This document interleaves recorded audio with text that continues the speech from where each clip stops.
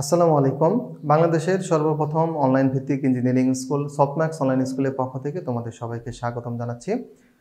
আমরা আজকে ম্যাথমেটিক্স 1-এর যে তিনটা পার্ট আছে, একটা হচ্ছে বীজগণিত, ত্রিকোণমিতি এবং জ্যামিতি। এই ত্রিকোণমিতি অধ্যায়ের যে প্রথম অধ্যায়, ত্রিকোণমিতি অংশের প্রথম অধ্যায় হচ্ছে সংযুক্ত কোণ।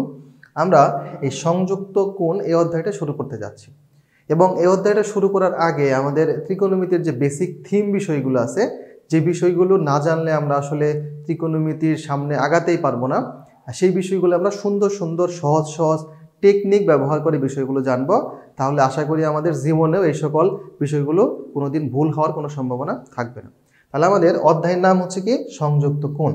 এই সংযুক্ত কোণের মধ্যে আমরা প্রথমে যে বিষয়টা জানবো তা হচ্ছে ত্রিকোণমিতির ইতিহাস। কারণ আমরা যেহেতু আমাদের টপিকের নামই হচ্ছে কি ত্রিকোণমিতি, তাহলে ত্রিকোণমিতি বিষয়ে যাওয়ার আগে আমরা ত্রিকোণমিতির ইতিহাস সম্পর্কে একটু জেনে আসি। তার আগে আমরা ত্রিকোণমিতি বিষয়টা কি সেটা একটু জেনে আসি। দেখো ত্রিকোণমিতি, এখানে দেখো একটা জিনিস, ত্রি মানে কি? ত্রি মানে হচ্ছে তিন, ত্রি মানে হচ্ছে তিন, আর এই কোণ মানে হচ্ছে ধার বা বাহু, আর মিতি মানে হচ্ছে পরিমাপ। তাহলে দেখো এখানে কিন্তু তিনটা শব্দ একত্রিত অবস্থায় আছে। ত্রি মানে হচ্ছে তিন, কোণ মানে হচ্ছে ধার বা বাহু, আর মিতি মানে হচ্ছে পরিমাপ। আমরা যদি এটাকে ইংলিশে লিখি তাহলে এরকম ভাবে লেখা যায় ত্রিগুণমিত্রি। এখানে এই যে ত্রিগুণমিত্রি কথাটা বলা আছে, এই কথাটা মূলত হচ্ছে দুইটা গ্রিক শব্দ থেকে আসছে। একটা হচ্ছে ট্রাইগন আর একটা হচ্ছে মিত্রি।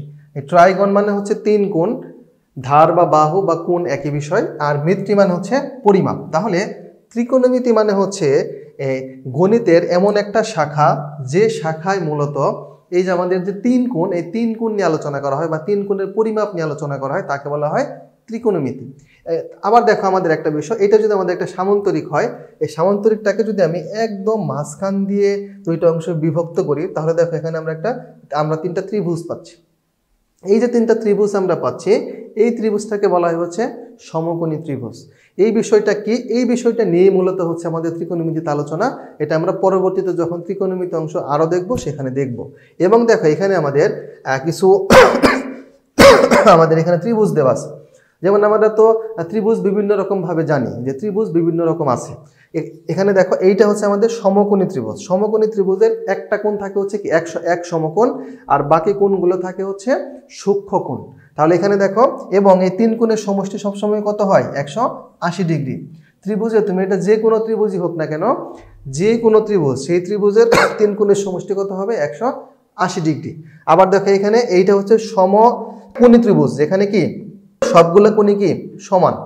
আবার এখানে দেখো, এখানে আমাদের এইটা হচ্ছে কি, এইটা হচ্ছে আমাদের সূক্ষ্মকোণী ত্রিভুজ, স্থলকোণী ত্রিভুজ। স্থলকোণী ত্রিভুজ হচ্ছে 90 ডিগ্রি থেকে একটা কোণ বড় থাকবে, আর সূক্ষ্মকোণী ত্রিভুজ মানে হচ্ছে 90 ডিগ্রি থেকে সবগুলো কোণই কি ছোট হবে।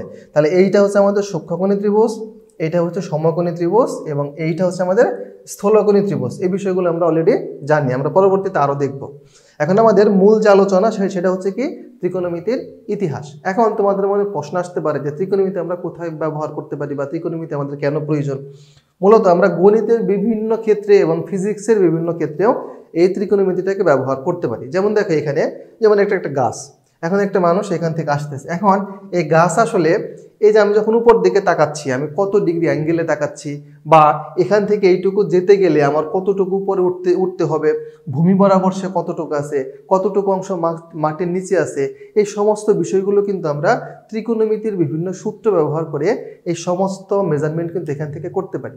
আবার আমি যদি কম্পিউটার সায়েন্সের কথা চিন্তা করি, গ্রাফিক্যাল বিভিন্ন সিম্বলগুলো যদি আমরা ডিজাইন করতে চাই, সেই ক্ষেত্রে কিন্তু আমরা যেরকমভাবে দেখো এখানে বিভিন্ন ত্রিভুজগুলোকে একত্রিত করে আমরা কিন্তু একটা অবজেক্ট বা বস্তু তৈরি করতে পারতেছি। তারপর জ্যোতির্বিদ্যায়, পরিমাপের ক্ষেত্রে, সমস্ত ক্ষেত্রে আসলে আমাদের এই ত্রিকোণমিতিটা ব্যাপকভাবে ব্যবহৃত হয়। আমাদের মূল যে আলোচনা সেখানে আমরা কি ছিলাম? ত্রিকোণমিতির ইতিহাস। তাহলে আমরা ত্রিকোণমিতির ইতিহাসে চলে যাই। তাহলে ত্রিকোণমিতির ইতিহাসে যদি আমরা যেতে চাই, তাহলে আমাদের যেতে হবে হচ্ছে খ্রিস্টপূর্ব 1650 অব্দে। দেখো এখানে আমরা এখন কত সালে আছি? 2024 সাল। তাহলে 2024টাকে আমরা কি বলি খ্রিস্টাব্দ, মানে যে যীশু খ্রিস্টের জন্মের কি পরবর্তী, আর পূর্ববর্তীগুলোকে আমরা কি বলি অব্দ বা খ্রিস্টপূর্ব। তাহলে দেখো খ্রিস্টপূর্ব কত সালে 1650 সাল, তার মানে এই সালটা কিন্তু অনেক বড় একটা সাল। আমরা এখন কত আছি 2024, অনেক আগের। তাহলে এই 2024-এর সাথে যদি আমরা 1650 যোগ করি তাহলে যে সালটা আসবে আমরা ঠিক তত বছর আগে আছি। কারণ আমাদের দেখো 2024-এর পরে কত আসবে 2025, কিন্তু আমাদের যে খ্রিস্টপূর্ব সেগুলো হচ্ছে সালগুলো কমতে থাকতো, মানে 1650-এর পরে হবে 1649, তারপর 48, এরকমভাবে কমতে থাকবে। তাহলে এই ত্রিকোণমিতির ইতিহাসের যে প্রথম বিষয়টা চলে আসে সেটা চলে আসে হচ্ছে খ্রিস্টপূর্ব 1650 অব্দে। সেখানে একটা পাণ্ডুলিপি পাওয়া যায়, পাণ্ডুলিপির নাম হচ্ছে আহাম্মেস পাপিয়াস, এইটা হচ্ছে তার নাম আহাম্মেস পাপিয়াস। এবং এই আহাম্মেস পাপিয়াসের সিম্বল হচ্ছে এরকম। এটা আসলে নেট থেকে পাওয়া অনেক বেশি কষ্ট ছিল, আমি অনেক কষ্ট করে তোমাদের জন্য এই একটা সিম্বল দেখিয়েছি। দেখো এখানে আমাদের এই যে বিভিন্ন সিম্বলগুলো আছে, এই সিম্বলগুলো মূলত হচ্ছে হায়ারোগ্লিফিক্স, মানে মিশরের একটা চিত্রলিপি, এটাকে বলা হয় হায়ারোগ্লিফিক্স।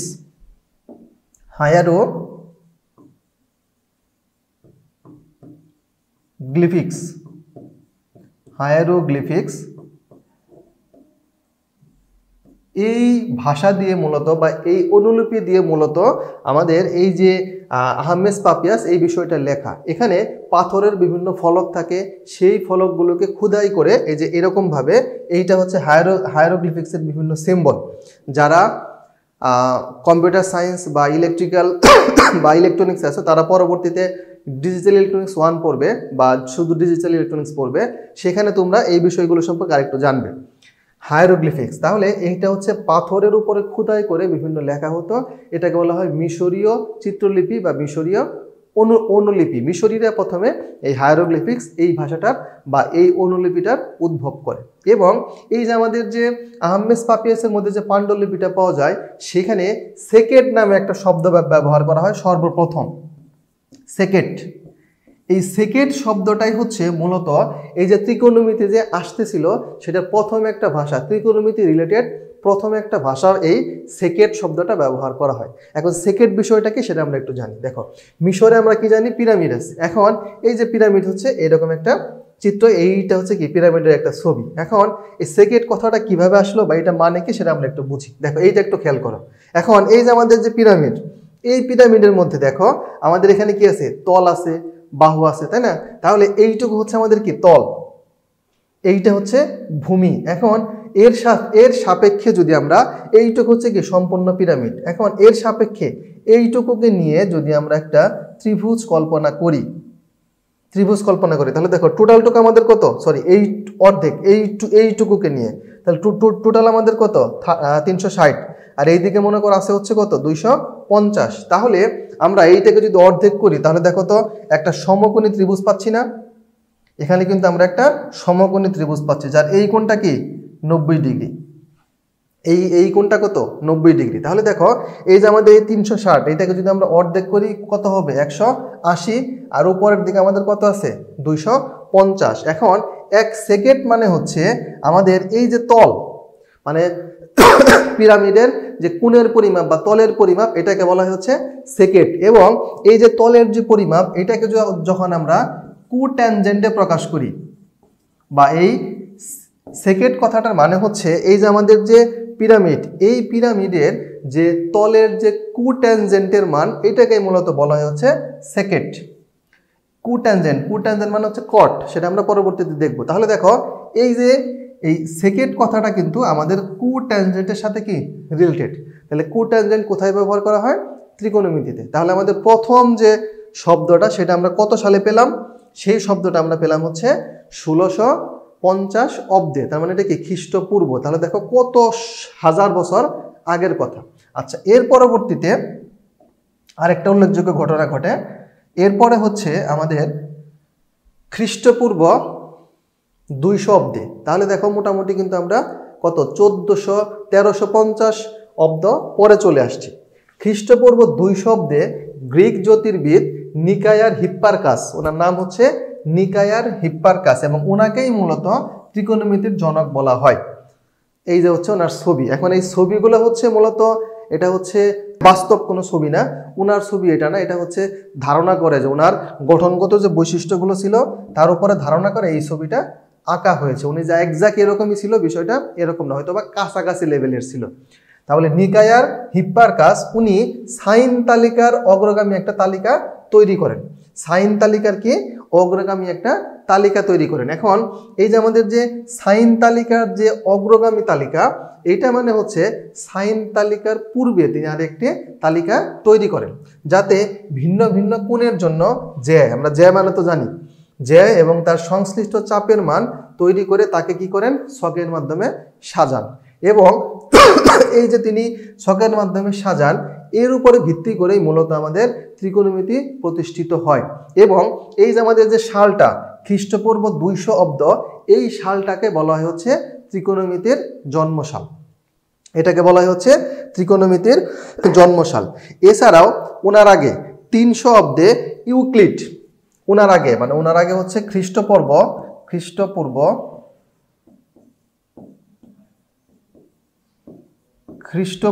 300 অব্দে, মানে ওনার আগে আরেকজন একটা কাজ করেন 300 অব্দে ইউক্লিড বিজ্ঞানী, ইউক্লিড গণিতবিদ, উনি যে কাজটা করেন সেটা হচ্ছে আমাদের উপপাদ্য সংকলন নামে একটা বই আছে, ওনার উপপাদ্যের সংকলন নামে একটা বই, এইটার নাম হচ্ছে বাংলা নাম উপপাদ্যের সংকলন। এই বইয়ের মধ্যে তিনি এইটা হচ্ছে একটা বইয়ের নাম, কিন্তু উনি তো আর বাংলা ভাষায় বই লেখে নাই, কিন্তু বাংলাতে হচ্ছে উপপাদ্যের সংকলন। এই বইতে মূলত আমাদের যে কস বা কোসাইন, এই কোসাইন তত্ত্বের আভাসটা সর্বপ্রথম দেন হচ্ছে কে ইউক্লিড। ইউক্লিড মানে যে নিকায়ার হিপ্পারকাস, ওনার আগে খ্রিস্টপূর্ব 300 অব্দে ইউক্লিড উপপাদ্যের সংকলন, এইটা হচ্ছে আমাদের বইয়ের নাম। এই বইতে কোসাইন তথ্যের প্রথম আভাস দেন। আমরা প্রথমে কি পেয়েছিলাম কোট্যানজেন্ট, এরপরে কি পেলাম কোসাইন। আচ্ছা, এর পরবর্তীতে মানে বড় যে ঘটনাটা ঘটান সেটা হচ্ছে আমাদের ভারতবর্ষের আর্যভট্ট, যেটা কত সালে 510 খ্রিস্টাব্দে। এখন কিন্তু আমরা চলে আসছি কি খ্রিস্টাব্দ, মানে আমাদের এখন যে সালগুলোতে আছি, কিন্তু আগে আমরা কি ছিলাম খ্রিস্টপূর্ব, তাকে আমরা বলতেছি অব্দ, আর এগুলো হচ্ছে খ্রিস্টাব্দ, যেটা হচ্ছে যীশু খ্রিস্টের জন্মের পরে।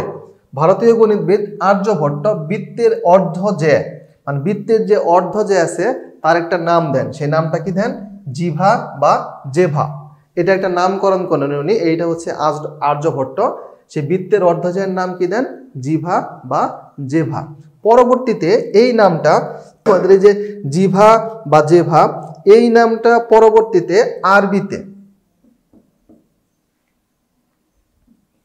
আরবিতে যাকে বলা হয়, আরবিতে এটাকে বলা হয় হচ্ছে ফোল্ড।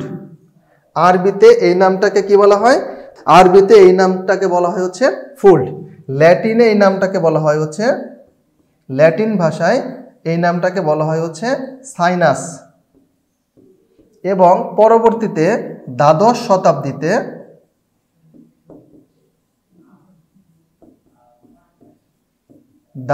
শতাব্দীতে এই নাম চলে আসে হচ্ছে সাইন, মানে আমাদের যে সাইন, আমরা ত্রিকোণমিতিতে যে সাইন ব্যবহার করি সেই সাইন পূর্ণরূপ হচ্ছে SINE। তাহলে দেখো আর্যভট্টের নাম দেন কি জিভা বা জেভা, যাকে আরবিতে বলা হয় ফল্ট, এবং তারপরে সেটাই ল্যাটিন ভাষায় পরিণত হয় সাইনাসে। সাইনাস থেকে দ্বাদশ শতাব্দীতে, তার মানে 510 থেকে দ্বাদশ শতাব্দীতে আসতে কিন্তু আরও প্রায় 700 বছর লাগছে। 700 বছর পরে সেটাকে নামকরণ করা হয় কি সাইন, যা আমরা সাইন নামে চিনি।